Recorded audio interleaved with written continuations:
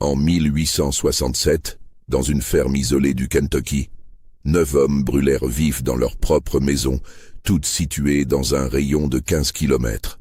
Chacun portait, gravées dans la chair de son torse, les mêmes marques que celles qu'ils avaient jadis infligées à une femme nommée Charity. Les autorités parlèrent de coïncidence. Les familles savaient qu'il s'agissait de quelque chose de bien plus sombre.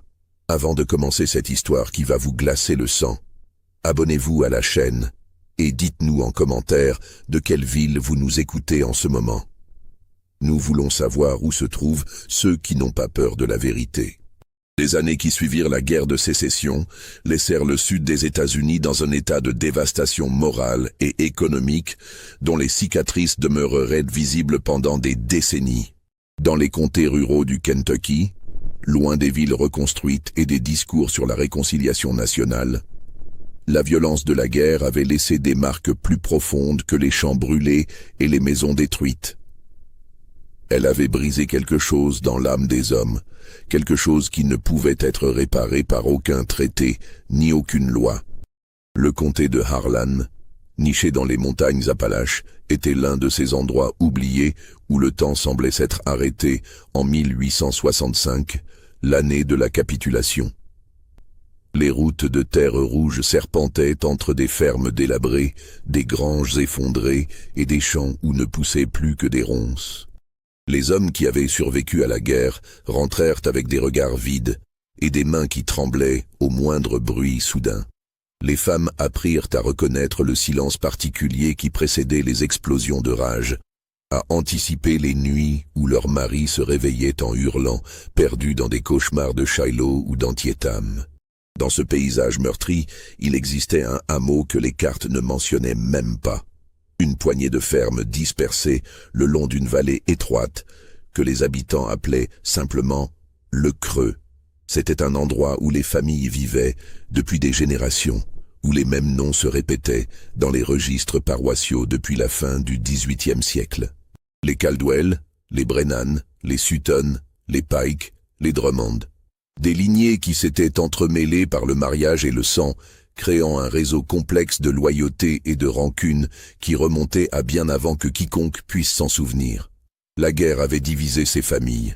Certains hommes du Creux avaient combattu pour l'Union, d'autres pour la Confédération, et quelques-uns avaient simplement déserté pour rentrer protéger leurs terres des pillards des deux camps. Quand tout fut terminé, ils se retrouvèrent face à face, portant les cicatrices de bataille où ils auraient pu s'entretuer sans le savoir. Ils évitaient de parler de ces années, se contentant de hochements de tête silencieux quand ils se croisaient sur les chemins. Mais le silence n'effaçait pas la mémoire, et la mémoire n'effaçait pas la haine. C'est dans ce contexte qu'il faut comprendre ce qui arriva à Charity Brennan. Elle était née en 1842, fille unique de Thomas Brennan, un fermier qui possédait quelques hectares de terre rocailleuse à l'extrémité nord du Creux. Sa mère était morte en couche, et Thomas l'avait élevée seule, avec une sévérité qui cachait mal une tendresse maladroite. Charity grandit en garçon manqué, apprenant à travailler la terre, à réparer les clôtures, à soigner les animaux. Elle avait les mains calleuses et le regard direct, ce qui déplaisait aux femmes du hameau qui trouvaient qu'une jeune fille devrait apprendre les arts domestiques plutôt que de s'acharner dans les champs comme un homme.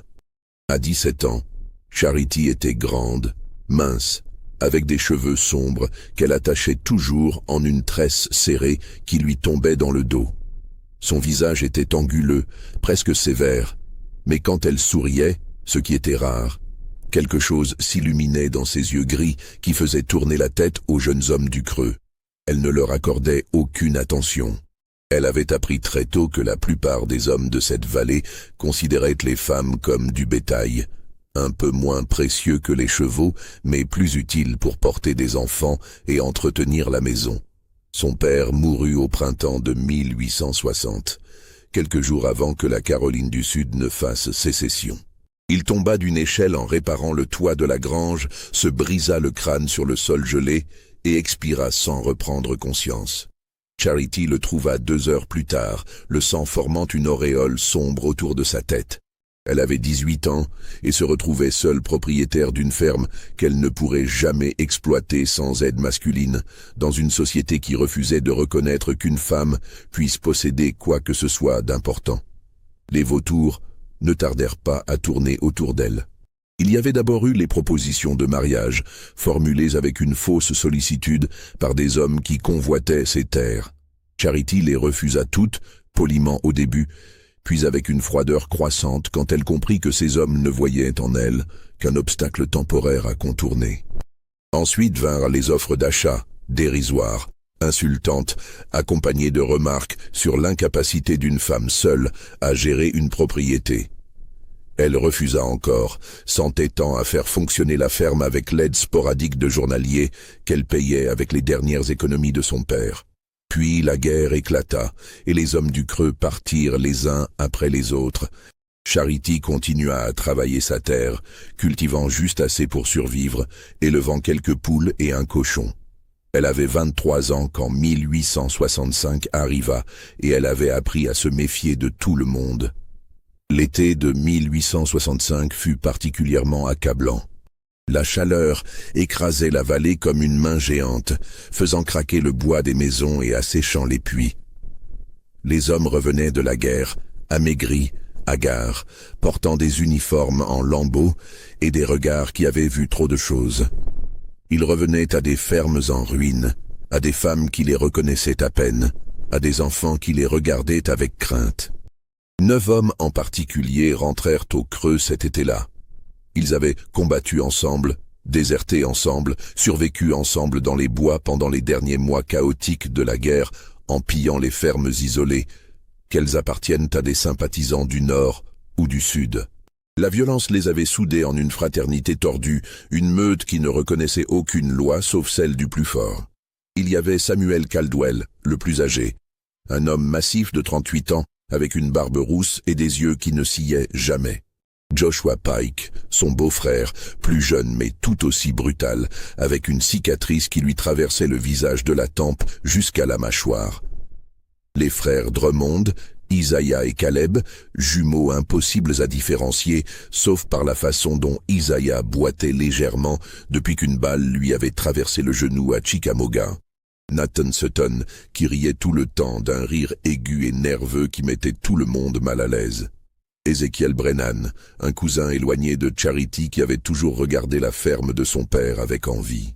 William Harper, un homme taciturne qui ne parlait presque jamais mais dont le regard pesait sur les gens comme une menace physique. Et enfin Robert Marsh et Daniel Cross, 2 jeunes hommes d'à peine 20 ans qui avaient menti sur leur âge pour s'engager et qui étaient revenus vieillis de plusieurs décennies. Ces 9 hommes formaient un groupe inséparable. On les voyait ensemble au magasin général, à l'église le dimanche, dans les granges où ils jouaient aux cartes en buvant du whisky de contrebande. Ils parlaient peu de la guerre, mais quelque chose dans leur façon de se déplacer, toujours en meute, toujours vigilants, trahissait le fait qu'ils n'étaient jamais vraiment rentrés. Une partie d'eux était restée là-bas, dans les tranchées, dans les forêts où ils avaient traqué des déserteurs, dans les fermes qu'ils avaient pillées. Charity les évitait. Elle sentait le danger qui émanait d'eux, cette violence contenue qui cherchait une cible. Mais sa ferme était isolée, à 20 minutes à pied du hameau le plus proche, et elle ne pouvait pas éviter de croiser ces hommes quand elle allait chercher des provisions ou assister au service religieux. C'est un dimanche de la fin août que tout commença à basculer. Charity était à l'église, assise seule sur le banc que sa famille occupait depuis 3 générations. Le révérend Patterson prêchait sur le pardon et la réconciliation, des mots qui sonnaient creux dans cette assemblée où les regards restaient durs et les mâchoires serrées. À la sortie, alors que les fidèles se dispersaient lentement dans la chaleur étouffante, Samuel Caldwell s'approcha d'elle. « Mademoiselle Brennan », dit-il en ôtant son chapeau dans un geste qui se voulait courtois mais qui ne trompait personne. « J'ai entendu dire que vous aviez des difficultés avec votre ferme. » Charity le regarda sans ciller. « Mes affaires me regardent, monsieur Caldwell. »« Bien sûr, bien sûr. » Il sourit, révélant des dents jaunies par le tabac. « Mais voyez-vous, mon épouse et moi cherchons à agrandir notre propriété. Nous pourrions vous faire une offre honnête pour votre terre. Vous pourriez aller vivre en ville, trouver du travail respectable pour une femme. Je ne vends pas. Vous devriez reconsidérer. Le sourire disparut. Ce n'est pas sûr pour une femme de vivre seule à la campagne. Toutes sortes de choses peuvent arriver. Charity sentit la menace sous-jacente, mais refusa de montrer sa peur. Bonne journée, monsieur Caldwell. Elle tourna les talons et s'éloigna, consciente des regards des 8 autres hommes posés sur elle. Elle sentait leur attention comme des mains sales sur sa peau. Les semaines qui suivirent furent marquées par une série d'incidents troublants. Des clôtures brisées pendant la nuit, des poules disparues, le puits dans lequel on avait jeté une charogne qui contamina l'eau. Charity savait qui était responsable, mais elle n'avait aucune preuve et aucune autorité à qui s'adresser. Le shérif du comté était dépassé par les affaires de vol et de violence qui suivirent le retour des soldats. Une femme qui se plaignait de clôtures cassées ne figurait pas parmi ses priorités. Puis vint le soir du 23 septembre. Charity venait de finir de traire sa dernière vache quand elle entendit des voix d'hommes approcher de la ferme. Elle sortit de la grange avec le seau de lait, le cœur battant, et les vit, les 9 hommes, marchant en ligne à travers son champ, portant des lanternes qui se balançaient dans l'obscurité grandissante. « Que voulez-vous » cria-t-elle, s'efforçant de garder sa voix ferme. Samuel Caldwell s'avança. Les autres formaient un demi-cercle derrière lui. « Nous venons vous faire une dernière offre, mademoiselle Brennan, une offre généreuse. Je vous ai déjà dit non. Partez de ma propriété. » Votre propriété. Il cracha par terre. Vous croyez qu'un bout de papier fait de cette terre la vôtre? Cette terre appartient à ceux qui peuvent la travailler, la protéger, la faire fructifier. Pas à une femme seule qui s'entête comme une mule. Les autres hommes s'étaient rapprochés, resserrant le cercle. Charity recula vers la maison, mais Joshua Pike lui bloqua le passage. Elle était prise au piège. « Laissez-moi passer. Nous avons une proposition différente, » dit Samuel Caldwell, et quelque chose dans son sourire fit comprendre à Charity qu'elle était en grand danger. « Si vous refusez de vendre, vous pourriez peut-être louer. Nous utiliserions votre ferme, et en échange, nous vous permettrions de rester. Je n'ai rien à louer à des hommes comme vous. » Le rire de Nathan Sutton résonna, aigu et déplaisant. « Elle a du caractère, cette petite. Trop de caractère. » Marmonna Ezekiel Brennan, le cousin. Il faut lui apprendre les bonnes manières. Ce qui se passa ensuite, Charity ne put jamais le raconter en détail sans que sa voix ne se brise. Les 9 hommes la saisirent. Elle se débattit, griffa, mordit, hurla jusqu'à ce que William Harper lui enfonce un mouchoir dans la bouche. Ils la traînèrent dans sa propre grange, la jetèrent sur le sol de terre battue qui sentait le foin moisi et le fumier. « Il faut qu'elle comprenne sa place », dit Samuel Caldwell en retirant sa ceinture. Ils ne la violèrent pas. Ce qu'ils firent était pire dans sa cruauté calculée. Ils la maintinrent immobile, 4 hommes tenant ses membres, tandis qu'elle se tordait comme un animal pris au piège. Samuel Caldwell sortit un couteau de chasse, la lame luisant à la lumière des lanternes. Charity sentit la terreur pure l'envahir quand elle comprit ce qu'ils allaient faire. « Chacun son tour, » dit Caldwell. « Elle portera nos marques. Comme ça, elle saura toujours à qui elle appartient. » Un par un, les 9 hommes gravèrent leurs initiales dans la chair de son dos et de ses épaules. Pas profondément, pas assez pour la tuer ou l'estropier de façon permanente, mais suffisamment pour que les cicatrices restent. Charity hurla contre le bâillon, les larmes coulant sur ses joues, la douleur explosant en vagues rouges derrière ses yeux. Elle sentait le sang chaud couler le long de son dos, imprégnant sa robe. Quand ils eurent terminé, Samuel Caldwell se pencha près de son visage. « Maintenant, tu comprends, cette terre ne t'appartient pas. Tu ne nous appartiens pas non plus, mais tu porteras notre marque pour te rappeler ce qui arrive aux femmes qui n'écoutent pas les hommes. Si tu parles de ça à qui que ce soit, nous reviendrons et nous finirons le travail. » Ils la laissèrent là, recroquevillée sur le sol de la grange, tremblant de douleur et de choc. Elle entendit leur rire s'éloigner dans la nuit, le son de leurs bottes sur le chemin de terre, puis le silence. Charity passa 3 jours couchée dans sa maison, fiévreuse, le dos en feu. Les blessures s'infectèrent, malgré les cataplasmes qu'elle appliqua avec des mains tremblantes. Elle ne pouvait pas appeler de médecin. Comment expliquerait-elle ces marques? Les initiales étaient clairement lisibles. SC, JP, ID, CD, NS, EB, DVH, RM, DC. 9 hommes, 9 bourreaux. Elle ne parla à personne. Qui l'aurait cru? Les 9 hommes étaient respectés dans la communauté, des vétérans de guerre, des fils et maris de familles établies. Elle n'était qu'une femme seule, obstinée, qui refusait de se marier et de vendre sa terre. On dirait qu'elle mentait pour attirer l'attention, ou pire, qu'elle avait provoqué ces hommes d'une manière ou d'une autre. La fièvre finit par tomber. Les plaies commencèrent à cicatriser, laissant des boursouflures de chair rose et blanche qui formaient les lettres sur sa peau. Charity se regarda dans le petit miroir cassé au-dessus de son évier, tournant le dos pour voir ce qu'ils avaient fait. Les cicatrices couvaient ses omoplates, descendaient le long de sa colonne vertébrale. Elle serait marquée pour le reste de sa vie. Quelque chose se brisa en elle ce jour-là, mais quelque chose d'autre naquit également. Une détermination froide, implacable. Elle ne pleura plus. Elle se leva, s'habilla, et retourna travailler sa terre avec des mouvements lents et douloureux.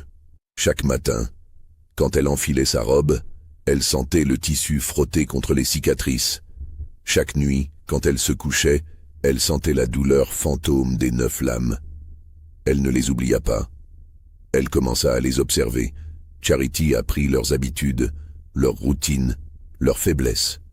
Elle apprit que Samuel Caldwell battait sa femme les soirs où il buvait trop, que Joshua Pike fréquentait une veuve du hameau voisin en cachette de son épouse, que les frères Drummond avaient des dettes de jeu qu'ils cachaient à leur famille, que Nathan Sutton volait régulièrement dans le magasin général, que Ezekiel Brennan avait tué un homme pendant la guerre, pas au combat mais de sang-froid, pour lui voler ses bottes, que William Harper avait déserté en abandonnant 3 compagnons blessés qui moururent ensuite, que Robert Marsh et Daniel Cross avaient incendié une ferme avec une famille noire à l'intérieur en 1864. Elle collecta ces informations patiemment, méthodiquement, comme on construit un puzzle pièce par pièce. Elle écoutait aux portes, questionnait subtilement les femmes du hameau, lisait les vieux journaux à la bibliothèque du comté. Elle apprit que ces 9 hommes portaient tous des secrets, des péchés qui les auraient condamnés si la vérité était révélée. Et elle commença à planifier. Si cette histoire vous donne des frissons, laissez un like et dites-nous en commentaire ce que vous pensez que Charity va faire. Vengeance, justice ou quelque chose de bien plus sombre. L'hiver de 1865 à 1866 fut brutal. La neige tomba en abondance, ensevelissant le creux sous des couches épaisses de blanc silencieux. Les familles se terraient dans leurs maisons, brûlant tout le bois qu'elles pouvaient trouver pour se chauffer, rationnant la nourriture car les routes étaient impraticables et les provisions n'arrivaient plus. Charity passa cet hiver dans une solitude presque totale. Elle ne sortait que pour nourrir ses animaux et chercher du bois. Le reste du temps, elle restait dans sa maison, assise près du poêle, cousant, lisant la Bible de son père, pensant. Les cicatrices sur son dos ne la faisaient plus souffrir physiquement, mais la douleur psychologique était devenue une présence constante, un poids qui l'accompagnait à chaque instant. Elle repensait aux paroles du révérend Patterson sur le pardon. Pouvait-elle pardonner à ces 9 hommes? Devait-elle seulement essayer? La Bible disait œil pour œil, dent pour dent. Mais elle disait aussi que la vengeance appartient au Seigneur. Charity ne savait plus en quoi elle croyait. Dieu avait laissé ces hommes la marquer comme du bétail. Dieu n'était pas intervenu quand elle avait hurlé dans cette grange. Au printemps, quand la neige fondit et que les chemins redevinrent praticables, Charity commença à mettre son plan en œuvre. Ce n'était pas un plan de vengeance simple, brutal. C'était quelque chose de plus complexe, de plus calculé. Elle voulait que ces hommes souffrent, mais elle voulait surtout qu'ils comprennent pourquoi ils souffraient. Elle voulait qu'ils sachent que c'était elle, la femme qu'ils avaient mutilée, qui apportait la destruction dans leur vie. Elle commença par Samuel Caldwell. Charity savait que l'épouse de Caldwell, Martha, était une femme pieuse, brisée par les années de violence domestique. Elle savait aussi que Martha avait un frère dans le comté voisin, un homme aisé qui l'avait supplié de quitter son mari. Charity rendit visite à Martha un après-midi où Samuel était parti au bourg. « Madame Caldwell », dit-elle doucement quand Martha ouvrit la porte, surprise de voir cette visiteuse inattendue. « Je dois vous parler. » Elles s'assirent dans la cuisine sombre et exiguë.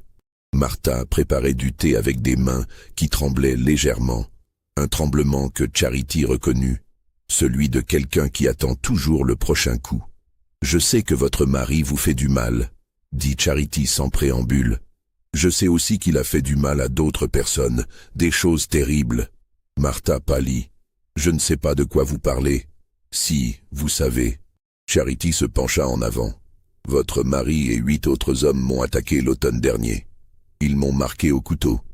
Ils ont gravé leurs initiales dans ma chair, comme si j'étais leur propriété. » Martha porta une main à sa bouche, les yeux écarquillés d'horreur. « Mon Dieu, votre Dieu n'était pas là cette nuit-là. » La voix de Charity était plate, dénuée d'émotion. « Mais je suis là maintenant, et je vais faire en sorte que votre mari et les autres paient pour ce qu'ils ont fait. Vous pouvez m'aider, ou vous pouvez rester ici et attendre qu'ils vous tuent un jour de beuverie. » Ce fut le début. Martha révéla à Charity des choses que personne d'autre ne savait. Où Samuel cachait l'argent qu'il avait volé pendant la guerre, comment il falsifiait les registres de sa ferme pour éviter de payer ses dettes, les noms des hommes avec qui il avait commis des crimes pendant le conflit. En échange, Charity l'aida à s'échapper. Une nuit, pendant que Samuel dormait ivre-mort, Martha rassembla ses quelques possessions et partit rejoindre son frère. Elle ne revint jamais. Samuel Caldwell se réveilla le lendemain dans une maison vide. Il cria, tempêta, jura qu'il la retrouverait et la traînerait de force à la maison. Mais Martha était loin, et son frère était un homme influent, qui fit savoir que si Samuel approchait sa sœur, il le ferait arrêter pour mauvais traitement. Samuel dut ravaler sa rage et faire face aux moqueries des autres hommes du hameau. Sa femme l'avait quitté, lui, un vétéran de guerre, un homme respecté. Ce fut la première fissure. Charity continua méthodiquement. Elle approcha l'épouse de Joshua Pike avec des preuves de l'infidélité de son mari, des lettres qu'elle avait volées dans la chambre de la veuve. L'épouse de Pike confronta son mari publiquement devant l'église un dimanche matin, hurlant et le frappant avec son sac à main, tandis que la congrégation regardait, scandalisée et fascinée. Pike essaya de nier, mais les lettres parlèrent d'elles-mêmes. Son mariage s'effondra en l'espace de quelques jours. Pour les frères Drummond, Charity révéla anonymement leurs dettes de jeu à leurs créanciers en envoyant des lettres détaillées qui listaient chaque partie, chaque perte, chaque emprunt non remboursé.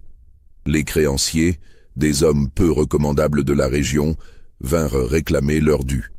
Isaiah et Caleb durent vendre la moitié de leurs terres pour payer, les laissant ruinés et se disputant constamment sur qui était responsable de leur chute. Nathan Sutton fut dénoncé pour ses vols au magasin général. Charity avait patiemment collecté des preuves pendant des mois, notant chaque fois qu'elle le voyait glisser quelque chose dans sa poche. Elle transmit ses notes au propriétaire du magasin qui confronta Sutton. Humilié, Sutton fut banni du magasin et devint la risée du hameau. Ezekiel Brennan vit son crime de guerre révélé quand une lettre anonyme parvint aux autorités militaires, décrivant en détail comment il avait assassiné un camarade d'armes pour ses bottes. Une enquête fut ouverte. Ezekiel passa des mois dans l'angoisse, certain d'être arrêté à tout moment. Il commença à boire pour oublier, négligeant sa ferme, s'enfonçant dans un alcoolisme qui le transforma en épave. William Harper fut confronté aux familles des 3 hommes qu'il avait abandonnés. Charity les avait contactés, leur avait fourni des témoignages qu'elle avait collectés auprès d'autres vétérans. Ces familles vinrent au creux, accusèrent Harper publiquement de lâcheté et de trahison. Harper, l'homme taciturne qui ne parlait jamais, se retrouva ostracisé, incapable de regarder quiconque dans les yeux. Robert Marsh et Daniel Cross furent les plus difficiles. Le crime qu'ils avaient commis était monstrueux, brûler vive une famille entière. Charity savait qu'elle ne pouvait pas simplement révéler cette information sans preuve solide. Elle passa des mois à enquêter, à retrouver des témoins, à reconstituer ce qui s'était passé cette nuit-là, de 1864. Quand elle eut suffisamment de preuves, elle les envoya directement au bureau du procureur fédéral. Marsh et Cross furent arrêtés au printemps de 1866. Leur procès attira l'attention de tout le comté. Les témoignages étaient accablants. Ils furent reconnus coupables de meurtre et condamnés à la pendaison. La sentence fut exécutée en juin de cette année-là, devant une foule silencieuse qui regardait les deux hommes se balancer au bout de leurs cordes. 7 des 9 hommes étaient détruits. Charity avait méthodiquement démantelé leur vie, exposé leurs secrets, anéanti leur réputation. Mais elle n'était pas satisfaite. La pendaison de Marsh et Cross avait été rapide, trop miséricordieuse. Elle voulait quelque chose de plus personnel, quelque chose qui ferait écho à ce qu'il lui avait fait. Elle voulait qu'il porte ses marques comme elle portait les leurs. L'été de 1866 fut étrangement silencieux au creux. Les 9 hommes qui avaient autrefois formé une meute inséparable étaient maintenant dispersés, brisés, évitant même de se regarder. 2 étaient morts, pendus pour leurs crimes. Les 7 autres survivaient dans des états divers de ruines personnelles et sociales. Samuel Caldwell vivait seul dans sa ferme délabrée, buvant son whisky, marmonnant des menaces contre sa femme partie et contre le monde entier. Joshua Pike avait quitté le Creux après que son épouse l'eut chassé, travaillant maintenant comme journalier dans des fermes lointaines. Les frères Drummond s'étaient brouillés irrémédiablement. Isaiah accusant Caleb d'avoir causé leur ruine financière. Nathan Sutton était devenu un paria, rejeté même par les autres buveurs de la taverne locale. Ezekiel Brennan se noyait dans l'alcool, parlant tout seul, voyant des fantômes dans chaque ombre. William Harper avait déménagé aux confins du comté, incapable de supporter les regards accusateurs. Aucun d'eux ne savait que Charity était derrière toute leur misère. Ils l'avaient pratiquement oubliée, cette femme qu'ils avaient mutilée dans une grange une nuit d'automne. Pour eux, leur malheur était de simple malchance, une série de coïncidences malheureuses. Ils ne voyaient pas le fil invisible qui reliait chaque catastrophe à la femme aux cicatrices. Charity, elle, n'avait rien oublié. Les marques sur son dos étaient toujours là, se rappelant à elle chaque fois qu'elle s'habillait, se lavait, se couchait. 9 paires d'initiales gravées dans sa chair. Cet homme encore vivant, elle n'en avait pas terminé. Elle commença à les approcher individuellement, toujours la nuit, toujours quand ils étaient seuls et vulnérables. La première visite fut pour Nathan Sutton. Il vivait dans une cabane délabrée à la lisière du Creux, survivant de menus travaux et de la charité réticente de quelques voisins. Une nuit de juillet, alors que la chaleur étouffante rendait le sommeil impossible, Sutton entendit frapper à sa porte. Il ouvrit, surpris de trouver Charity Brennan sur le seuil, portant une lanterne et un panier couvert d'un linge. « Mademoiselle Brennan, » dit-il décontenancé, « que faites-vous ici à cette heure ? » « Je vous apporte de la nourriture, » dit-elle calmement. « J'ai entendu dire que vous aviez des difficultés. » Sutton était trop stupéfait pour être méfiant. Une femme qu'il avait aidé à mutiler 1 an plus tôt lui apportait de la charité. Peut-être ne se souvenait-elle pas de lui. Peut-être avait-elle pardonné. Peut-être cherchait-elle simplement à faire une bonne action. « C'est très généreux de votre part, » bégaya-t-il. « Entrez, je vous en prie. » Charity entra dans la cabane sordide qui sentait la sueur rance et l'alcool. Elle posa le panier sur la table branlante et regarda Sutton avec des yeux qui ne trahissaient aucune émotion. « Vous ne vous souvenez pas de moi, n'est-ce pas ?» demanda-t-elle doucement. « Bien sûr que si. Vous êtes la fille de Thomas Brennan. Je suis aussi la femme que vous et 8 autres hommes avez mutilée dans ma grange le 23 septembre 1865. » Le sang quitta le visage de Sutton. Il recula d'un pas, les yeux écarquillés. « Vous avez gravé vos initiales dans mon dos. » Charity défit lentement les boutons de sa robe, la laissant glisser de ses épaules pour révéler les cicatrices qui couvraient son dos. « Regardez, NS, Nathan Sutton. C'est vous qui avez fait ça. » Sutton tremblait. C'était Samuel qui avait eu l'idée. Nous étions ivres. Nous ne pensions pas. Vous ne pensiez pas que je m'en souviendrais? Que je passerais à autre chose comme si de rien n'était? Charity se retourna face à lui. Robert Marsh et Daniel Cross ont été pendus pour leurs crimes. Joshua Pike a perdu sa famille. Les Drummond ont perdu leurs terres. Ezekiel boit jusqu'à en perdre la raison. William Harper est un paria. Samuel Caldwell vit seul comme un chien abandonné. Vous croyez que tout ça, c'est une coïncidence? La compréhension se fit jour dans les yeux de Sutton, suivie d'une terreur pure. C'était vous. Tout ça, c'était vous. Oui. Le mot était simple, dénué d'émotion. Et maintenant, c'est votre tour. Sutton se précipita vers la porte, mais Charity fut plus rapide. Elle tira de son panier non pas de la nourriture, mais une petite fiole. Elle l'avait préparée soigneusement pendant des semaines, distillant des plantes que les femmes Cherokee de la région utilisaient pour leurs potions. Ce n'était pas du poison, pas exactement. C'était quelque chose qui induisait un sommeil profond, presque comateux, qui durait des heures.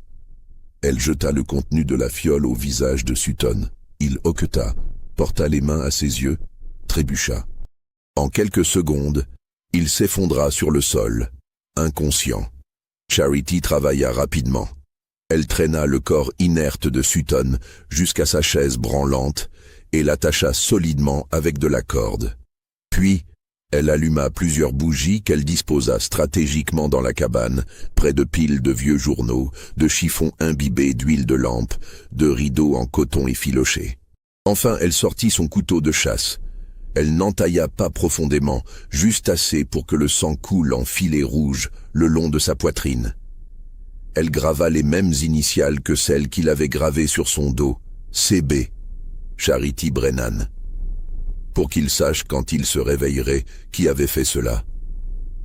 Puis, elle renversa une des bougies sur un tas de papier. Le feu prit immédiatement, se propageant avec une rapidité effrayante. Elle quitta la cabane sans se retourner, entendant déjà les craquements du bois qui brûlait. Sutton se réveilla dans l'enfer. Les flammes couraient sur les murs, le plafond fumait, la chaleur était insoutenable. Il hurla, tira sur ses liens, mais les cordes tenaient bon.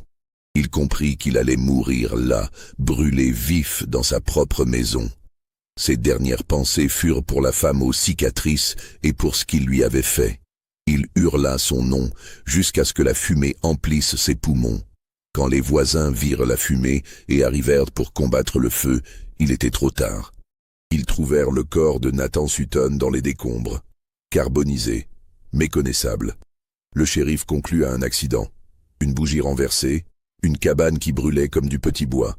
Personne ne remarqua les marques gravées dans la chair, maintenant noircies et illisibles sous les brûlures. Un mort, 6 restants. Les morts commencèrent à se multiplier pendant l'automne et l'hiver de 1866. Chaque fois, c'était un incendie.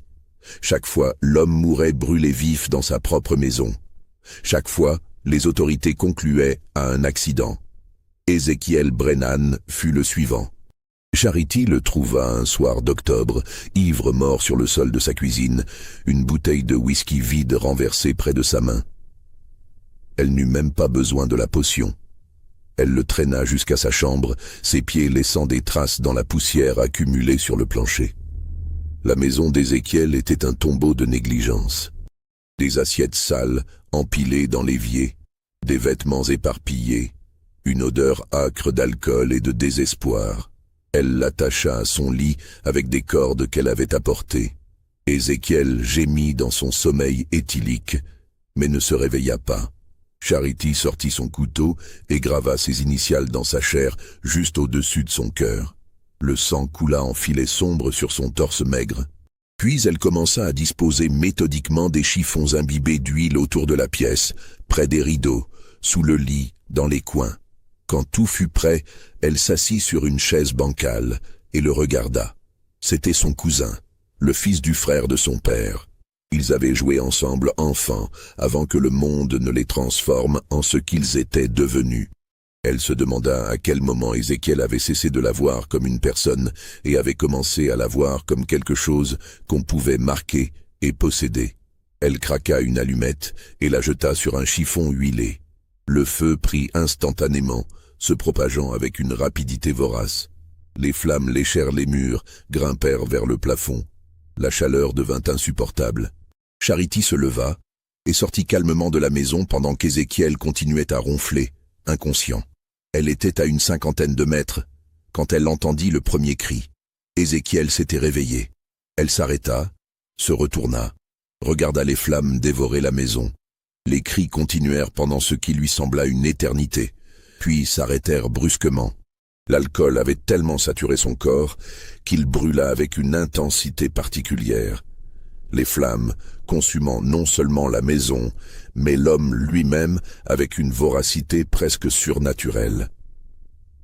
Quand les voisins arrivèrent le lendemain matin, attirés par la fumée, ils trouvèrent des cendres et un corps calciné. « Encore un ivrogne qui s'est endormi avec une bougie allumée », dit le shérif en secouant la tête. « C'est le 3e cette année. William Harper vécut plus longtemps que les autres, mais pas parce qu'il était plus prudent.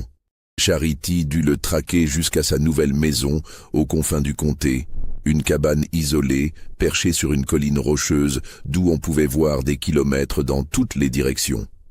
Harper avait choisi cet endroit précisément pour sa visibilité. Personne ne pouvait l'approcher sans être vu. Charity attendit une nuit de novembre où une tempête de neige balayait les montagnes. Le vent hurlait si fort qu'on ne pouvait entendre ses propres pensées. La neige tombait horizontalement, rendant la visibilité nulle.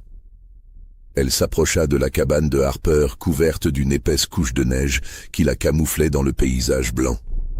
Harper était éveillé, assis près de son poêle, fixant les flammes avec des yeux vides. Il avait vieilli de 10 ans en 1 an. Les accusations publiques, l'ostracisme, la honte d'avoir abandonné ses camarades à la mort, l'avaient rongé de l'intérieur. Quand Charity frappa à sa porte, il sursauta violemment, saisissant son fusil. « Qui est là ?»« Une voyageuse perdue dans la tempête » cria Charity par-dessus le hurlement du vent. « J'ai besoin d'un abri ou je vais mourir de froid. » Harper hésita. Toutes ses fibres lui criaient de ne pas ouvrir cette porte, mais il était encore suffisamment humain pour ne pas condamner quelqu'un à mourir gelé. Il ouvrit, le fusil pointé vers l'extérieur. Charity entra rapidement, secouant la neige de ses vêtements. Harper referma la porte et la regarda avec méfiance. Il lui fallut un moment pour la reconnaître dans la faible lumière du poêle. « Vous êtes la fille Brennan, et vous êtes William Harper, l'homme qui a laissé 3 de ses camarades mourir pendant que vous fuyiez pour sauver votre peau. » Le fusil trembla dans ses mains. « Comment vous savez ça ? Je sais beaucoup de choses. » Charity retira lentement son manteau, révélant la robe en dessous. « Je sais par exemple que vous faisiez partie des 9 hommes qui m'ont marqué comme du bétail. » La compréhension traversa le visage de Harper, suivie d'une terreur pure. « Les incendies. Nathan, Ézéchiel, c'était vous ? » ?»« Oui. » Harper pointa le fusil sur elle avec des mains qui tremblaient violemment. « Restez où vous êtes. Vous n'allez pas tirer. Pourquoi pas ? Parce que vous êtes un lâche, William. Vous avez toujours été un lâche. Vous avez fui pendant la guerre. Vous fuyez encore maintenant. » Charity avança lentement vers lui. « Toute votre vie vous avez couru, mais vous ne pouvez pas courir plus vite que le feu. » Harper recula jusqu'à ce que son dos heurte le mur. « Restez loin de moi. » Vous savez ce qui est intéressant avec les lâches ? Charity continuait d'avancer, inexorable. Ils sont faciles à manipuler. Ils sont prévisibles. Vous avez choisi cette maison parce que vous pouviez voir venir le danger. Mais vous n'avez jamais pensé que le danger pourrait arriver pendant une tempête, quand vous ne pouvez rien voir du tout. Elle était maintenant à moins d'1 mètre de lui. Harper pressa la gâchette. Rien ne se passa. Le fusil n'était pas chargé. Charity sourit. « J'ai enlevé les balles pendant que vous dormiez la nuit dernière. J'étais dans votre maison, William. Je vous regardais dormir. Et vous n'avez rien remarqué. » Harper laissa tomber le fusil et essaya de se précipiter vers la porte. Charity lui jeta sa potion au visage. Il s'effondra en quelques secondes. Elle travailla méthodiquement, l'attachant à une chaise au centre de la pièce, gravant ses initiales dans sa chair, disposant les matériaux inflammables. Mais avant d'allumer le feu, elle le réveilla avec des claques sur le visage. Elle voulait qu'il soit conscient. Harper ouvrit les yeux désorienté puis horrifié quand il réalisa sa situation. Il essaya de parler mais ne produisit qu'un gargouillis étranglé. Charity lui avait mis un bâillon. « Je veux que vous écoutiez, » dit-elle calmement. « Je veux que vous compreniez ce qui va se passer maintenant. Vous allez brûler, exactement comme les autres. Et pendant que vous brûlez, je veux que vous pensiez à cette nuit dans la grange. Je veux que vous pensiez à mes cris. Je veux que vous pensiez à la douleur que j'ai ressentie quand vous m'avez marqué. » Elle alluma le feu. Les flammes se propagèrent rapidement, alimentées par la tempête qui faisait rage dehors. Harper se débattit contre ses liens. Ses yeux écarquillés de terreur, des sons inarticulés s'échappant de derrière son bâillon. Charity resta là, regardant les flammes monter, jusqu'à ce que la chaleur devienne insupportable. Puis elle sortit dans la tempête, laissant Harper hurler dans l'enfer qu'elle avait créé. Quand les voisins les plus proches virent la fumée 3 jours plus tard, après que la tempête se fut calmée, ils trouvèrent Harper gelé dans les décombres fumants. On pensa qu'il avait essayé d'allumer un feu pour se réchauffer pendant la tempête et que les choses avaient mal tourné. Le shérif nota simplement « 4e décès accidentel par le feu. Prudence recommandée avec les sources de chaleur pendant l'hiver. » Les frères Drummond moururent ensemble en décembre, lors d'une nuit particulièrement froide où le givre recouvrait tout d'une couche cristalline. Ils s'étaient réconciliés superficiellement après des mois de disputes amères, vivant dans 2 cabanes adjacentes sur ce qui restait de leur terre divisée. Une clôture basse séparait leurs propriétés, symbole physique de leur relation brisée. Charity les observa pendant des semaines, notant qu'ils suivaient des routines presque identiques. Se lever à l'aube, travailler leurs champs diminués, rentrer au crépuscule, allumer leurs lampes exactement au même moment. Ils évitaient soigneusement de se croiser, mais Charity savait qu'ils se surveillaient mutuellement à travers leurs fenêtres, incapables de rompre complètement le lien qui les unissait depuis la naissance. Elle choisit une nuit où elle savait qu'ils seraient tous les deux chez eux, épuisés par une journée de travail acharné. Elle prépara 2 doses de sa potion, 2 ensembles de chiffons huilés, 2 allumettes. Isaiah fut le premier. Elle entra par sa fenêtre arrière qu'elle savait mal fermer, se glissa dans sa chambre où il ronflait doucement. La potion fit son effet rapidement. Elle l'attacha à son lit, grava ses initiales dans sa chair, puis passa à la cabane de Caleb. Caleb fut plus difficile. Il dormait légèrement, sursautant au moindre bruit. Charity dut attendre qu'il soit profondément endormi vers 3 heures du matin avant de pouvoir l'approcher. Même processus, potion, corde, couteau, initiales gravées dans la chair. Puis vint la partie qui la fit hésiter. Elle se tenait entre les 2 cabanes, une allumette dans chaque main. Allumer les 2 feux signifiait condamner les 2 frères simultanément. C'était différent des autres morts, plus calculé, plus froid. Mais elle pensa aux cicatrices sur son dos. 9 paires d'initiales. Les frères Drummond en représentaient 2. Ils avaient ri pendant qu'ils la marquaient. Isaiah avait même fait un commentaire sur la qualité de son travail, comme s'il était un artiste créant une œuvre. Charity alluma les 2 feux en même temps. Isaiah se réveilla en premier, les flammes déjà hautes autour de lui. Il hurla, un cri perçant qui traversa la nuit glaciale. Dans la cabane voisine, Caleb s'éveilla au son de la voix de son frère. Il essaya de se lever et réalisa qu'il était attaché. Puis il sentit la fumée, vit les flammes. « Isaiah !» hurla-t-il. « Isaiah, qu'est-ce qui se passe ?»« Au feu !» La voix de Isaiah était déchirée par la panique et la douleur. « Caleb, aide-moi. Je ne peux pas, je suis attaché. Ma maison brûle aussi. » Charity se tenait dans l'espace entre les 2 cabanes, regardant les flammes dévorer les 2 structures. Les frères hurlaient, chacun entendant la voix de l'autre, chacun réalisant qu'ils allaient mourir ensemble, séparés par quelques mètres seulement, mais incapables de s'aider mutuellement. « Caleb !» La voix de Isaiah se brisa. « Frère, je suis désolé. Pour tout. Moi aussi. » Des sanglots dans la voix de Caleb maintenant. « Je t'aime, frère. Je t'aime aussi. » Ce furent leurs derniers mots. Les deux cabanes s'effondrèrent presque simultanément dans un rugissement de flammes et de bois brisés. Le silence qui suivit fut assourdissant. Charity resta là un long moment regardant les braises rougeoyantes. Quelque chose en elle se serra à l'écoute des dernières paroles des frères. Ils s'étaient réconciliés dans leurs derniers instants. Avait-elle fait quelque chose de monstrueux en les tuant au moment où ils retrouvaient leur humanité? Puis, elle toucha les cicatrices sur son dos et la culpabilité s'évanouit. Ils avaient eu des mois pour se réconcilier, des mois pour admettre leurs crimes et demander pardon. Ils ne l'avaient pas fait.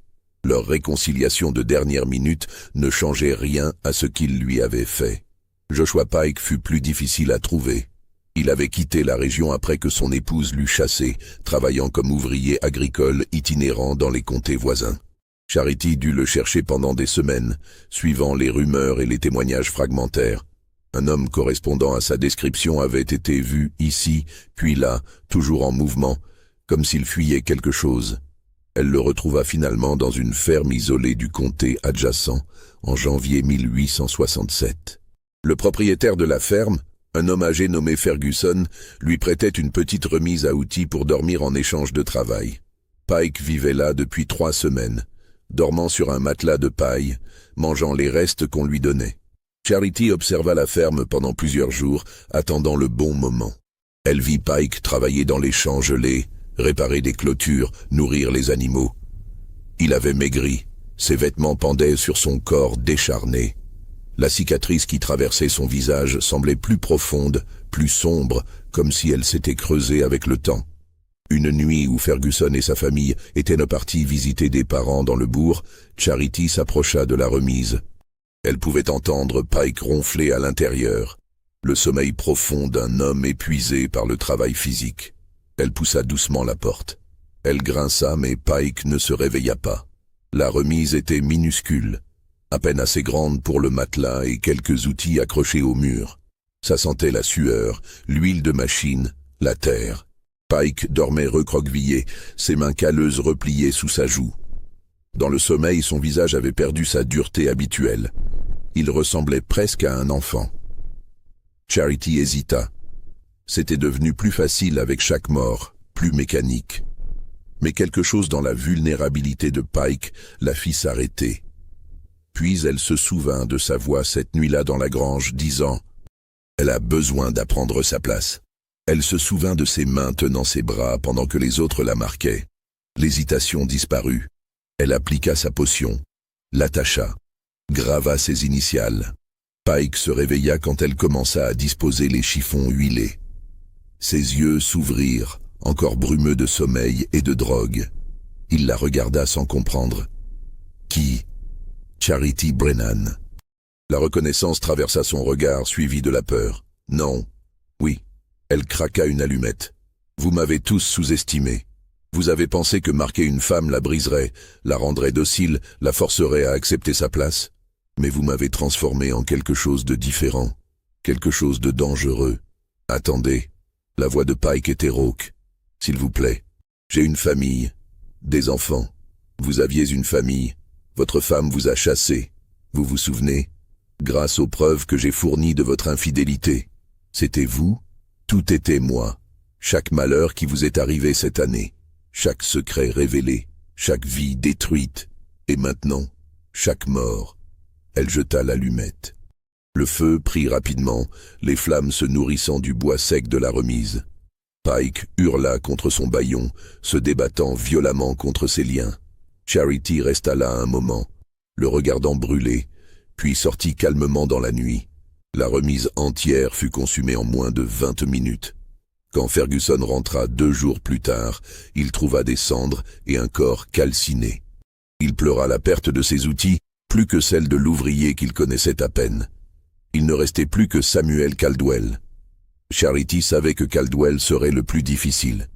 C'était le chef, celui qui avait eu l'idée de la marquer.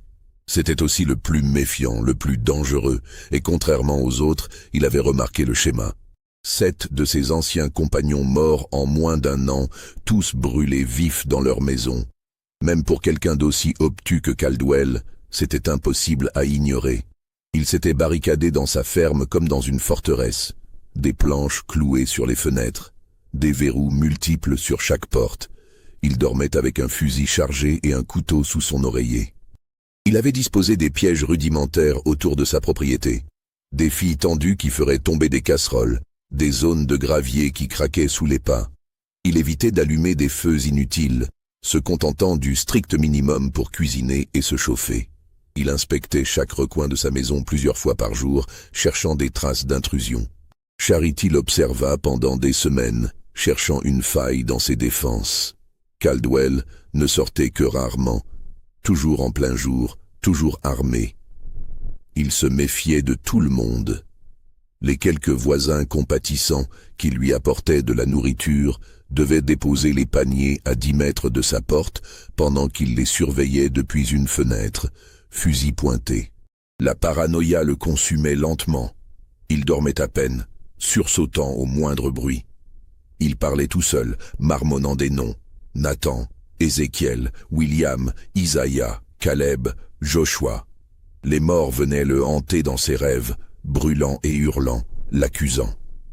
Finalement, Charity comprit qu'elle ne pourrait pas l'approcher de la même manière que les autres. Il faudrait qu'elle soit plus directe, plus audacieuse. Elle attendit une nuit particulièrement froide de février, quand le vent hurlait et que la neige tombait si drue qu'on ne voyait pas à 3 mètres devant soi. Une nuit où même Caldwell ne pourrait pas entendre ou voir quelqu'un approcher. Elle passa des heures à ramper à travers la neige vers sa maison, évitant les pièges qu'elle avait mémorisés lors de ses observations. Le froid mordait sa chair, ses doigts s'engourdissaient, mais elle continuait. Elle atteignit finalement le mur de la maison et commença à verser de l'huile de lampe le long des fondations, dans chaque fissure et crevasse du bois vieilli. Cela lui prit 2 heures pour faire le tour complet de la maison, travaillant dans un silence absolu malgré le hurlement du vent. Quand elle eut terminé, la structure entière était saturée de matière inflammable, une boîte d'allumettes géante attendant une étincelle. Puis elle fit quelque chose que Caldwell n'attendait pas. Elle frappa à la porte, fort, avec assurance. À l'intérieur, Caldwell sursauta violemment. Il s'était presque endormi près de son poêle mourant. Il saisit son fusil et se dirigea vers la porte. « Qui est là ?» Sa voix était rauque, cassée par des semaines de solitude et de peur. « Charity Brennan. J'ai besoin d'aide, je me suis perdu dans la tempête. » Un long silence. Puis, « Allez-vous-en. Je vais mourir de froid si vous ne me laissez pas entrer. C'est pas mon problème. » Charity laissa passer quelques secondes, puis dit calmement, « Je sais qui a tué les autres, Samuel. Laissez-moi entrer, et je vous dirai tout. » Un autre silence, plus long. Elle entendait presque les rouages de son esprit tourner, pesant la peur contre la curiosité. Finalement, des pas lourds, le cliquetis de plusieurs verrous. La porte s'entr'ouvrit de quelques centimètres. Le canon d'un fusil apparut dans l'ouverture. « Reculez. Les mains où je peux les voir. » Charity obéit, levant les mains. « Je n'ai pas d'arme. » Caldwell ouvrit la porte complètement, le fusil pointé fermement sur elle. Son visage était creusé, presque squelettique. Ses yeux étaient injectés de sang, avec des cernes profonds qui ressemblaient à des ecchymoses. Sa barbe avait poussé de façon inégale, grisonnante et emmêlée.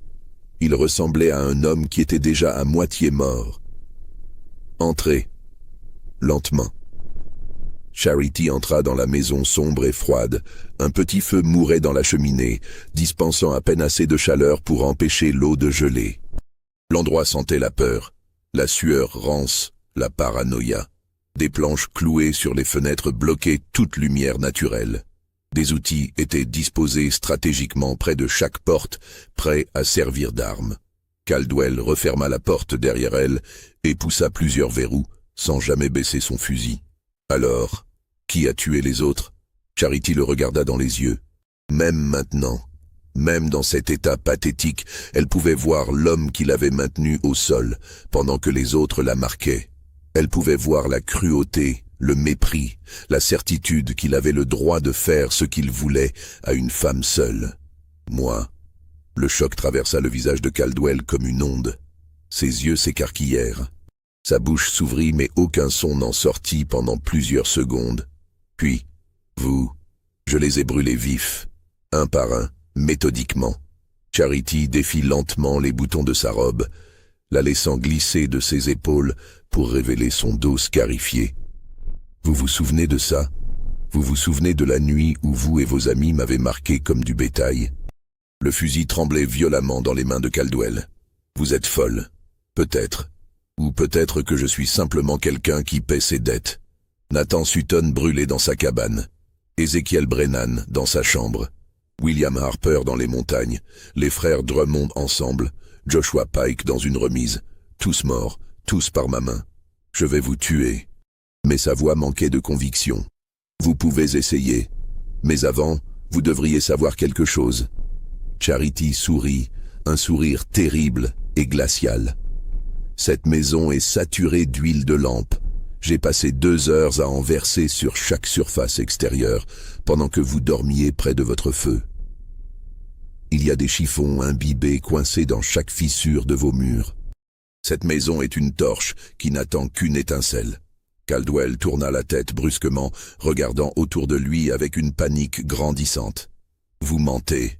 Vraiment? Alors pourquoi votre maison sent-elle le pétrole? Respirez profondément, Samuel. Sentez l'odeur de votre mort. Il renifla l'air et son visage se vida de son sang. L'odeur était là, subtile mais indéniable, perçant même à travers les autres odeurs de la maison. Ses yeux devinrent fous, balayant la pièce comme s'il pouvait voir l'huile imprégnant ses murs. Mon Dieu! Votre Dieu n'est pas ici. Il ne l'a jamais été. Charity sortit une boîte d'allumettes de sa poche, la tenant bien en vue. Mais moi, si. Caldwell pointa le fusil sur elle avec des mains qui tremblaient si fort qu'il pouvait à peine viser. Posez ça immédiatement. Vous allez me tirer dessus? Charity ouvrit la boîte et en sortit une allumette. Si vous faites ça, ma main lâchera l'allumette, et nous brûlerons tous les deux. Cette maison s'enflammera en secondes, vous ne pourrez pas sortir à temps. Et vous ne feriez pas ça, vous ne vous tueriez pas. Pourquoi pas?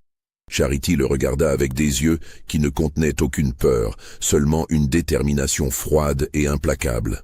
Qu'est-ce que ma vie vaut maintenant? Vous m'avez pris ma dignité, ma capacité à vivre normalement parmi les gens. Chaque fois que je retire ma robe, je vois vos marques. Chaque nuit, je rêve de cette nuit dans la grange. Vous avez transformé ma vie en un cauchemar permanent.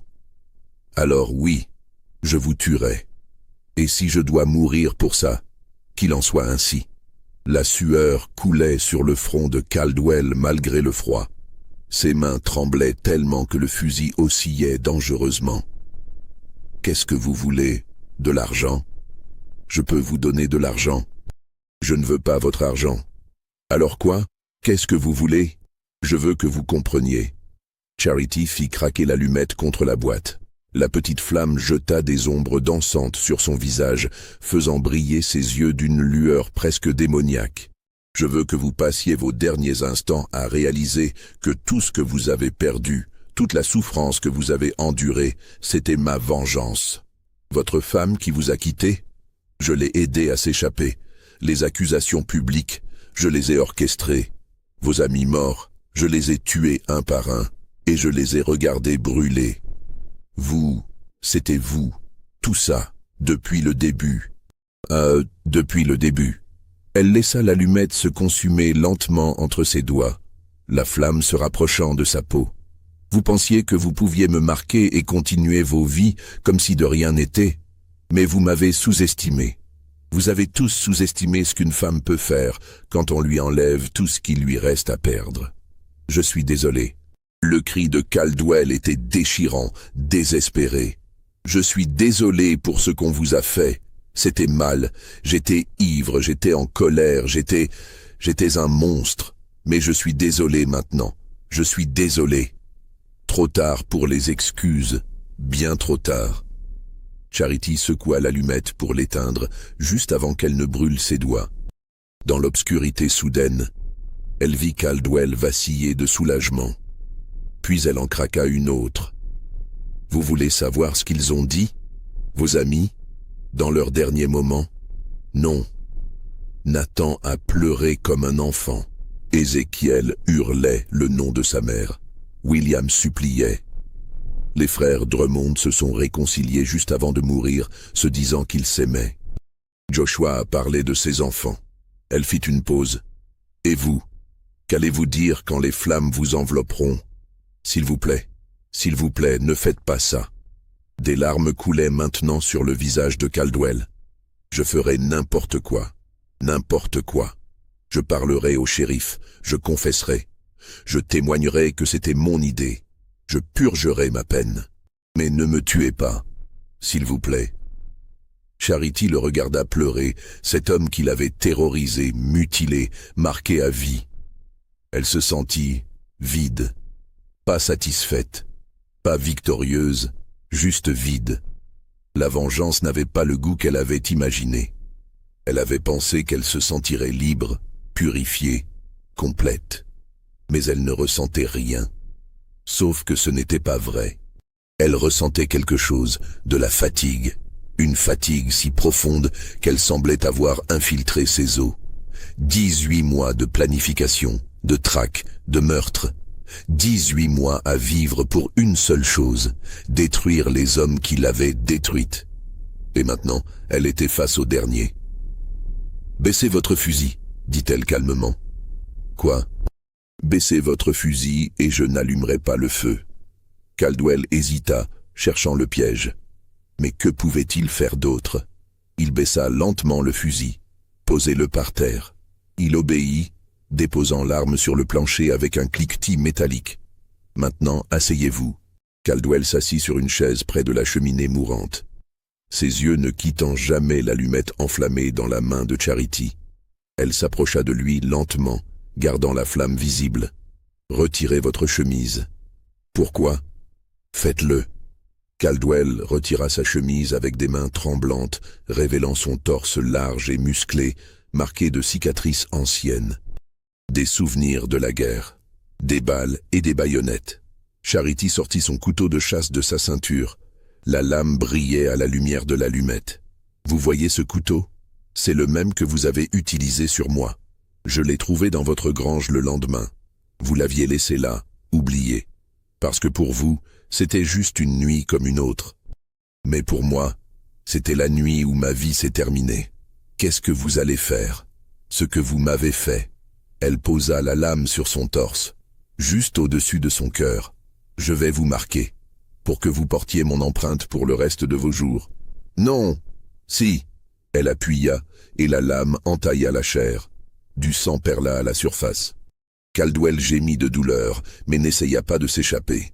Il savait que s'il bougeait, elle lâcherait l'allumette. Charity grava ses initiales lentement, méthodiquement. CB, Charity Brennan. Les lettres apparurent en traits rouges sur la peau pâle de Caldwell. Il pleura en silence, les larmes traçant des sillons sur ses joues. Quand elle eut terminé, Charity recula d'un pas. « Voilà. Maintenant vous êtes marqué comme je le suis. La différence, c'est que vous pouvez cacher votre marque sous une chemise. Moi je ne peux jamais oublier les miennes. C'est fini maintenant ?» La voix de Caldwell était brisée. « Vous allez me laisser partir ?» Charity regarda l'allumette qui brûlait entre ses doigts. Elle était presque consumée. Dans quelques secondes, elle s'éteindrait. « Non, » dit-elle doucement. « Je ne vais pas vous laisser partir. » Elle jeta l'allumette sur le sol. Le feu prit instantanément, explosant en une boule de flamme qui courut le long des murs avec une vitesse terrifiante. L'huile que Charity avait versée pendant des heures s'enflamma d'un coup, transformant la maison en un four en quelques secondes. Caldwell hurla et se précipita vers la porte. Mais Charity s'était positionnée pour la bloquer. Il essaya de la pousser et elle le frappa avec le manche de son couteau. Il trébucha, tombant lourdement sur le sol. « Pourquoi » cria-t-il par-dessus le rugissement des flammes. « Je pensais... Vous aviez dit... » « J'ai dit que je n'allumerais pas le feu si vous baissiez votre fusil. » Charity le regarda sans émotion. « J'ai menti. » Elle le traîna jusqu'à sa chaise et l'attacha rapidement avec les cordes qu'elle avait préparées. Caldwell se débattit, mais la fumée emplissait déjà ses poumons, affaiblissant ses mouvements. Les flammes montaient autour d'eux, la chaleur devenant insupportable. Charity s'assit sur une chaise en face de lui, comme elle l'avait prévu depuis le début. Elle joignit les mains sur ses genoux et regarda calmement les flammes grimper au mur, dévorer le plafond. « Qu'est-ce que vous faites » hurla Caldwell. « Sortez, sauvez-vous !» « Pourquoi ?» Charity ferma les yeux. « Ma vengeance est complète. Je n'ai plus de raison de vivre. Vous êtes folle, complètement folle. » Peut-être. Elle ouvrit les yeux et le regarda. Ou peut-être que je suis enfin libre, libre de porter ces cicatrices, libre de la honte, libre de la peur, libre de devoir me regarder dans le miroir chaque jour et voir ce que vous m'avez fait devenir. Vous n'êtes pas obligé de mourir. Si. Sa voix était calme, presque sereine. Parce que si je sors d'ici, si je continue à vivre, je deviendrai exactement ce que vous pensiez que j'étais. Un monstre. J'ai tué 8 hommes, Samuel, 8. J'ai planifié leur mort. Je les ai exécutés et je les ai regardés brûler. Qu'est-ce que ça fait de moi? Une survivante. Des sanglots secouaient maintenant Caldwell. Vous êtes une survivante. Non, je suis une meurtrière. Et les meurtriers doivent payer pour leurs crimes, même si leurs victimes méritaient leur sort. Le toit commença à craquer dangereusement au-dessus d'eux. Des morceaux de bois enflammés tombaient autour d'eux. La chaleur était si intense que Charity sentait sa peau se boursoufler. « Je suis désolé » hurla Caldwell une dernière fois. « Je suis désolé pour tout. »« Je sais. » Charity sourit. Un sourire triste et étrangement paisible. « Et c'est pour ça que vous allez souffrir en enfer. Pas parce que vous ne regrettez pas, mais parce que vous regrettez trop tard. » Le toit s'effondra dans un rugissement de flammes et de destruction. Le lendemain matin, quand les voisins virent la colonne de fumée montant de la ferme de Caldwell et arrivèrent avec des seaux pour combattre le feu, ils ne trouvèrent que cendres et ruines fumantes. 2 corps carbonisés étaient visibles dans les décombres. Un homme attaché à une chaise. Une femme assise en face de lui, leurs formes gelées dans leur position finale. Le shérif Marcus Henley arriva vers midi, accompagné de son adjoint, un jeune homme nommé Thomas, qui venait tout juste de commencer à travailler pour le bureau. Henley était un homme dans la cinquantaine, las et cynique, après 20 ans à voir le pire de l'humanité. Il examina la scène avec des yeux qui ne montraient aucune surprise. « Encore un incendie », marmonna l'adjoint Thomas. « C'est le 9e en moins de 2 ans. »« 18 mois », corrigea Henley. Le premier était Nathan Sutton, en juillet 1866. « Shérif, vous ne trouvez pas ça étrange? 9 hommes, tous morts brûlés? 10. Henley désigna les 2 corps. Caldwell et la femme Brennan. « Mais quand même, écrit dans ton rapport, mort accidentelle. » Caldwell a dû renverser une lampe. La femme était malheureusement là, au mauvais moment. Thomas regarda son supérieur avec surprise. Mais, et si ce n'était pas un accident? Henley se tourna vers lui avec une lenteur délibérée. Tu vois ces corps? Tu vois comment ils sont disposés?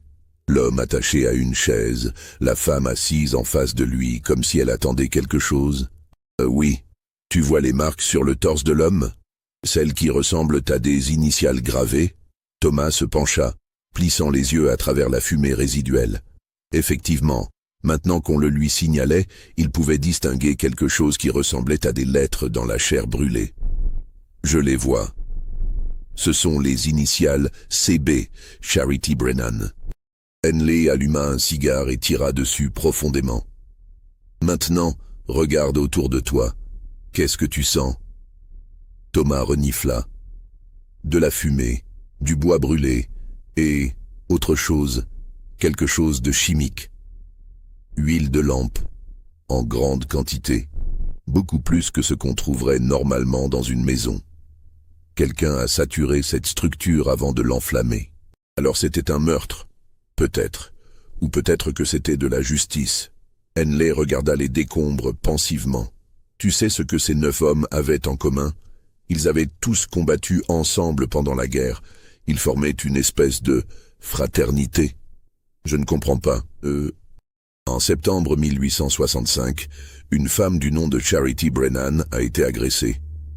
Personne ne l'a jamais signalé officiellement, mais les rumeurs couraient. On disait que 9 hommes l'avaient marqué au couteau, gravant leurs initiales dans sa chair comme on marque du bétail. Thomas pâlit. Mon Dieu.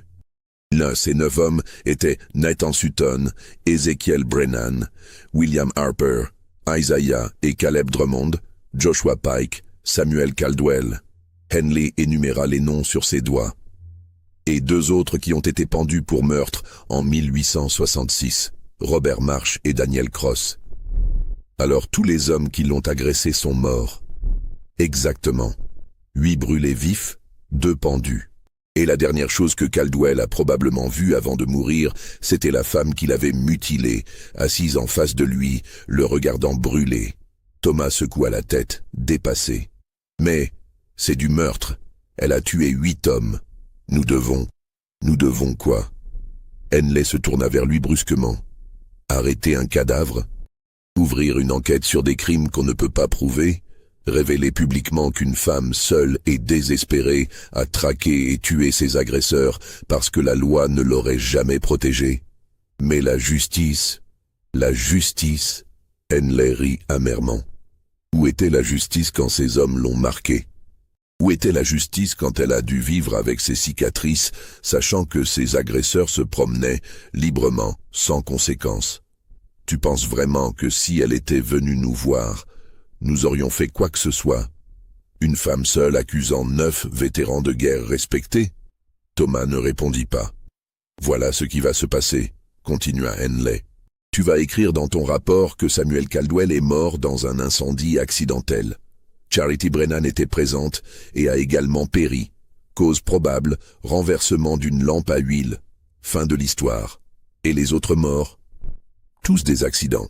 Des coïncidences tragiques mais explicables. Des hommes imprudents avec le feu dans une époque où les incendies domestiques tuent des dizaines de personnes chaque année. Vous étouffez l'affaire.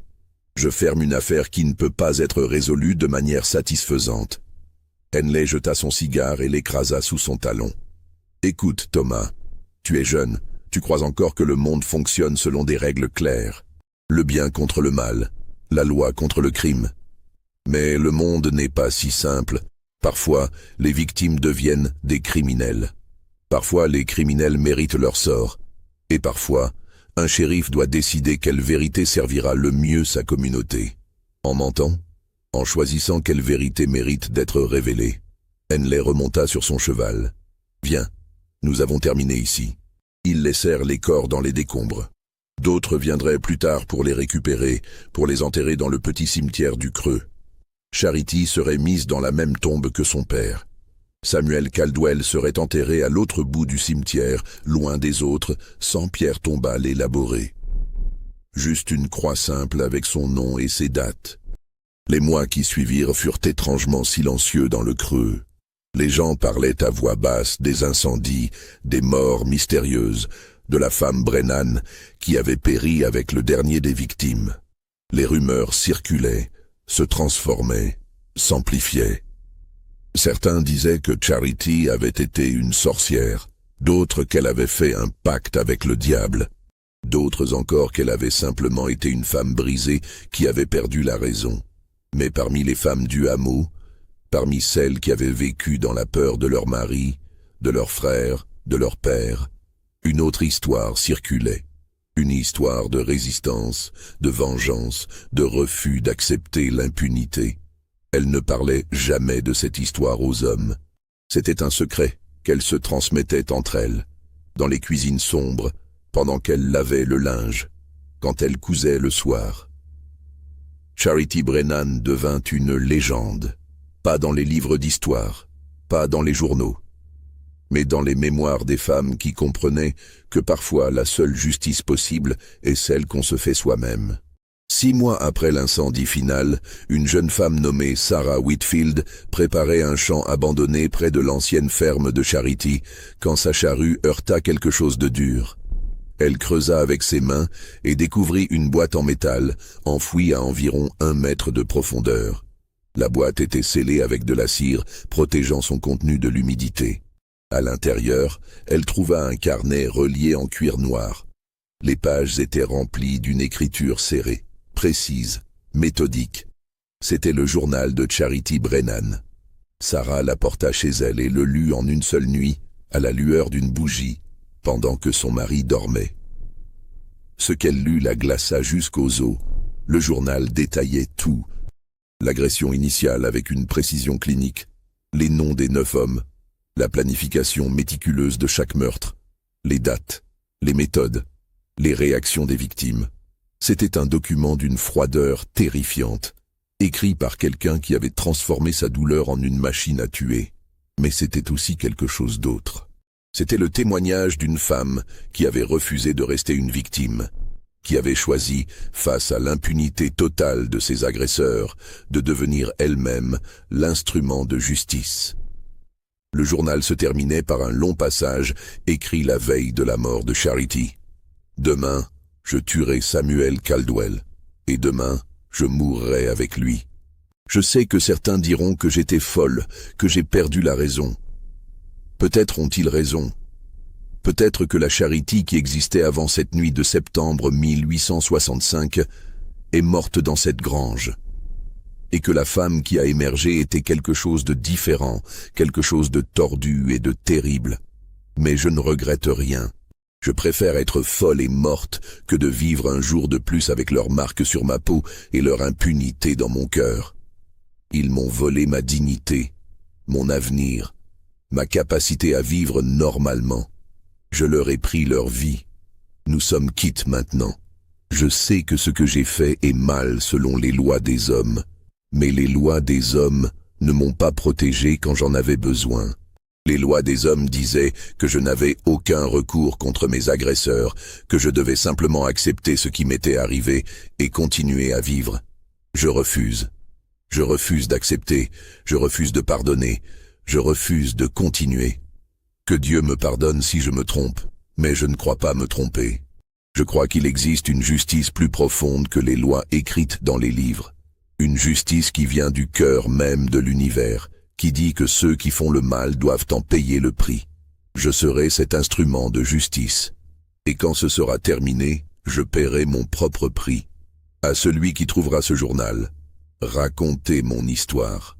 Pas pour me glorifier, mais pour rappeler à tous que les victimes ne sont pas toujours impuissantes, que la vengeance, aussi terrible soit-elle, est parfois la seule réponse à l'injustice absolue. Et à toutes les femmes qui liront ceci, n'acceptez jamais qu'un homme puisse vous marquer, vous briser, vous réduire.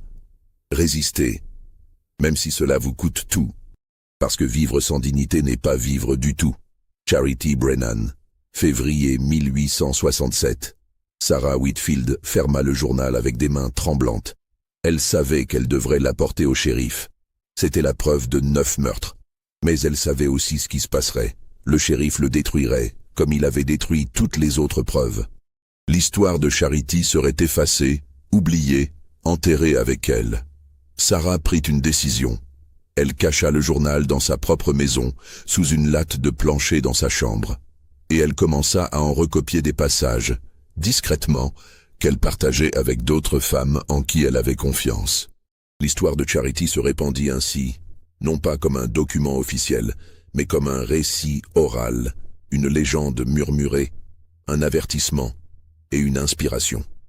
Les années passèrent. Le creux continua à exister, ses habitants vivant leur vie, travaillant leurs terres, élevant leurs familles. Les nouvelles générations ne savaient rien des événements de 1866 et 67. Pour eux, les 9 incendies étaient de l'histoire ancienne, des tragédies oubliées, des accidents expliqués et archivés. Mais parmi les femmes, l'histoire persistait. Les mères la racontaient à leurs filles dans le secret de leur chambre. Les grands-mères la murmuraient à leurs petites filles pendant qu'elles cousaient ensemble.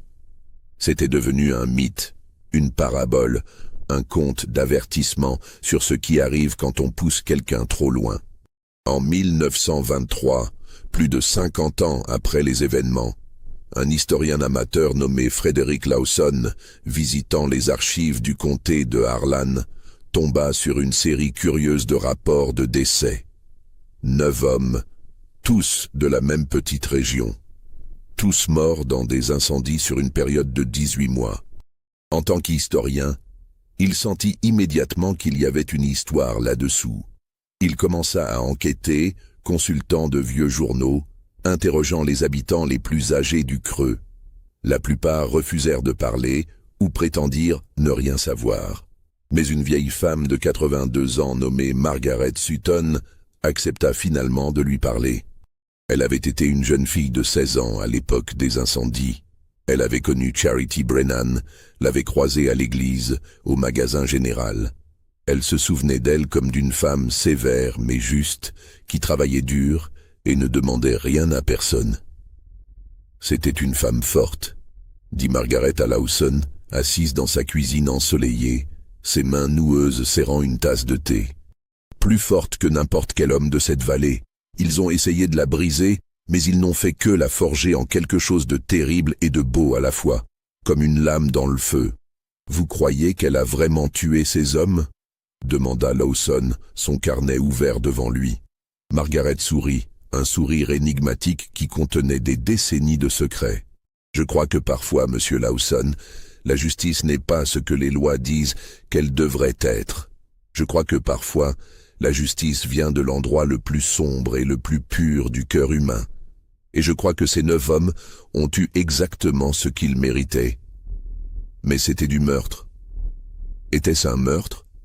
Margaret posa sa tasse avec un cliquetis délicat. Ou était-ce une exécution ?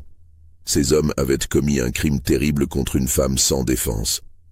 Ils l'avaient marquée comme du bétail, volé sa dignité, détruit sa vie. Et ils allaient s'en tirer impunément parce que c'était une femme seule et qu'ils étaient 9 hommes respectés. Où était la justice dans ça ? La loi, l'interrompit Margaret avec une pointe d'amertume, ne protège que ceux qui ont le pouvoir de l'utiliser.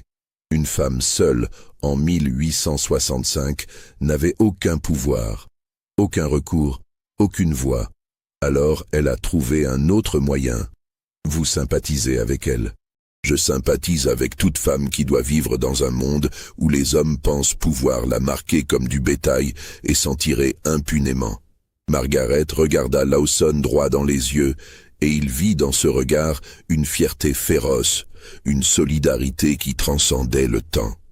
Charity Brennan a fait ce que beaucoup de femmes auraient voulu faire, mais n'ont jamais osé. Elle a refusé d'être une victime, elle a refusé l'impunité, et pour ça, je l'admire, même si elle a commis des meurtres, surtout parce qu'elle a commis ces meurtres. Margaret se leva avec difficulté, signalant que l'entretien était terminé. Maintenant partez, monsieur Lawson, je n'ai plus rien à vous dire. Et si vous êtes intelligent, vous n'écrirez rien sur cette histoire. Laissez Charity reposer en paix. Lawson quitta le creux troublé. Il passa des semaines à essayer d'écrire un article sur l'affaire Charity Brennan. Mais plus il écrivait, plus il se rendait compte qu'il n'avait aucune preuve concrète. Tout n'était que rumeurs, témoignages de seconde main, suppositions. Il ne pouvait pas prouver que Charity avait tué qui que ce soit. Il ne pouvait même pas prouver avec certitude que les 9 hommes l'avaient agressée. Et même s'il pouvait prouver tout cela, que serait le but ? Révéler qu'une femme désespérée avait pris la justice en main parce que le système l'avait abandonnée ? Transformer sa tragédie en spectacle pour lecteurs avides de sensationnel ? Il abandonna l'article. Les notes furent rangées dans une boîte, qui fut rangée dans un grenier, qui fut oubliée. L'histoire de Charity Brennan resta enterrée dans les archives poussiéreuses du comté de Harlan, dans les mémoires défaillantes des vieillards, dans les murmures secrets des femmes. Elle devint un mythe, une légende, un conte que personne ne pouvait tout à fait croire, mais que personne ne pouvait tout à fait ignorer. Aujourd'hui, si vous visitez le creux, vous ne trouverez aucune trace de ces événements. Les maisons où brûlèrent les 9 hommes ont disparu depuis longtemps, remplacées par des structures modernes ou tout simplement par des champs vides. Le cimetière où fut enterrée Charity est envahi par les ronces, les pierres tombales, effacées par le temps et les intempéries. L'église où elle priait le dimanche a été démolie en 1950 pour faire place à un bâtiment plus moderne. Mais parfois, lors des nuits d'orage, quand le vent hurle à travers la vallée, les vieilles femmes du hameau disent qu'on peut encore sentir l'odeur de fumée près de l'endroit où s'était dressée la ferme de Caldwell. Elles disent qu'on peut entendre des cris portés par le vent, 9 voix d'hommes hurlant dans les flammes. Et elles disent qu'au milieu de ces cris, si on écoute très attentivement, on peut entendre autre chose. Pas un rire, comme le disent les légendes, mais quelque chose de plus triste, de plus profond. Un soupir, le soupir de quelqu'un qui a enfin trouvé la paix après une longue, longue lutte. Le soupir de quelqu'un qui a obtenu justice, même si cette justice avait le goût de cendres et de sang. L'histoire de Charity Brennan pose des questions qui n'ont pas de réponse facile. Était-elle une meurtrière ou une justicière? Une victime qui est devenue bourreau? Ou simplement quelqu'un qui a repris le pouvoir qui lui avait été volé? À quel point peut-on être poussé avant que la vengeance devienne légitime? Où se trouve la ligne entre justice et meurtre? Ces questions restent sans réponse. Peut-être qu'il n'y a pas de réponse. Peut-être que l'histoire de Charity est simplement un rappel sombre que nous vivons dans un monde où la justice n'est pas toujours possible, où les victimes doivent parfois devenir des criminels pour obtenir ne serait-ce qu'un semblant de compensation, où le prix de la dignité peut être le sang et le feu. Les cicatrices ne s'effacent jamais vraiment. Elles nous changent, elles nous définissent, et parfois, si nous ne sommes pas prudents, elles nous consument aussi complètement que n'importe quel incendie. Charity Brennan portait 9 paires d'initiales gravées dans sa chair. Quand elle mourut, elle avait gravé les siennes dans la chair de 9 hommes. Un échange équitable? Une justice poétique? Ou simplement une tragédie dans laquelle tout le monde a perdu? L'histoire ne nous le dit pas. L'histoire nous donne seulement les faits. 9 hommes morts, une femme morte. Un hameau marqué à jamais par des événements qu'ils préfèrent oublier. Et une question qui persiste, plus d'un siècle et demi plus tard. Est-ce que tout cela s'est vraiment passé? Les documents officiels disent que non. 9 incendies accidentels. Des coïncidences tragiques. Rien de plus. Mais les femmes du Creux savent différemment. Elles connaissent l'histoire de Charity Brennan. Elles la transmettent à leurs filles, leurs petites-filles, leurs arrière-petites-filles. Non pas comme un fait historique vérifiable, mais comme quelque chose de plus important. Un avertissement, une inspiration, une preuve que même dans les moments les plus sombres, même face à l'injustice la plus absolue, il est possible de refuser, de résister, de se battre, même si cela vous coûte tout, même si cela vous transforme en quelque chose que vous n'auriez jamais voulu devenir, même si cela se termine dans les flammes. Parce que parfois, les cicatrices ne sont pas seulement des marques de ce qui nous a été fait, elles sont aussi des rappels de ce que nous avons refusé d'accepter. Et Charity Brennan, qu'elle ait existé ou non, qu'elle ait tué ces hommes ou non, représente quelque chose d'important. L'idée qu'aucune victime n'est totalement impuissante. Que même marquée, même brisée, même abandonnée par la loi et par Dieu, une femme peut encore choisir son propre destin. Même si ce destin est le feu. Vous venez d'entendre l'histoire de Charity aux cicatrices. Était-elle une meurtrière ou une justicière? Une victime qui est devenue bourreau ou simplement quelqu'un qui a repris le pouvoir qui lui avait été volé? Où se trouve la limite entre justice et vengeance? Dites-nous ce que vous en pensez dans les commentaires. Si cette histoire vous a marqué, partagez-la avec quelqu'un qui n'a pas peur de regarder les zones sombres de l'histoire humaine. Abonnez-vous pour d'autres récits du passé qui refusent de rester enterrés. Et rappelez-vous, l'histoire officielle n'est pas toujours la vraie histoire. Parfois, la vérité brûle dans l'ombre, attendant d'être découverte.